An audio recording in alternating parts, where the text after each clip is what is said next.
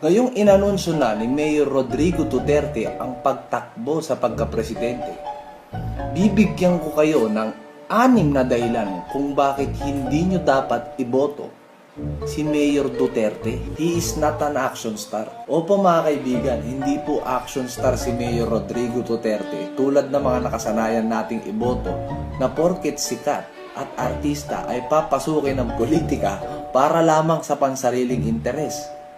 No? Dati lang naman po siyang abogado, no? Dati lang naman po siyang piskal at dati rin po siyang prosecutor. Ngayon, hindi ko po nilalahat lahat ng artistang tumakbo sa politika. Meron mangilan-ngilan na kahit wala naman talagang alam o pulpolitiko ay pumapasok.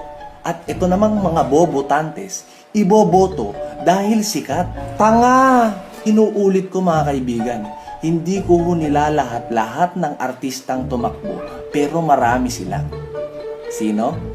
Kailangan ko pa bang sagutin yan? No?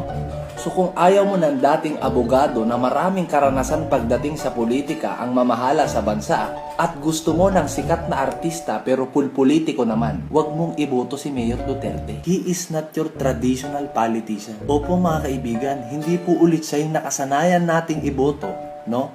Na halos ipangako na ang langit at lupa sa'yo, makuha lang ang matamis mong oo sa balota.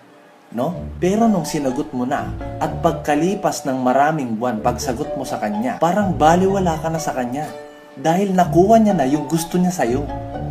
No? Muli, hindi ko po nilalahat-lahat ng politiko pero napakaraming ganito. Sa katunayan mga kaibigan, si Mayor Duterte pa nga yung tipo ng politiko na tayo ang manliligaw dahil malinaw sa mata nating lahat kung ano ang kaya niyang gawin para sa bansa. Sa madaling salita mga kaibigan, hindi mabulaklak ang bibig ni Mayor Duterte katulad ng ibang politiko. Mas nanaisin pa niyang marinig mo ang madilim na katotohanan kaysa sa maliwanag na kasinungalingan ng mga gustong-gusto mong ibotong politiko. No? So kung gusto mo ng mabulaklak na bibig na puro salita at hindi ng matalas na dila na puro gawa, huwag mong iboto si Mayor Duterte. Number 4, he is not wealthy enough. Mga kaibigan, hindi ganun kayaman si Mayor Duterte para bilhin ang boto mo.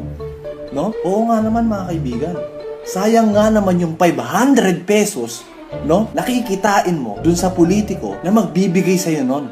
No? Tangina pantawid, gutom din yun ng 2 araw. Kapalit na 6 na taon na pagnanakaw nila sa pwesto. No? Sayang yung 500, boy! Kunin mo! No? Tapos iboto mo sila.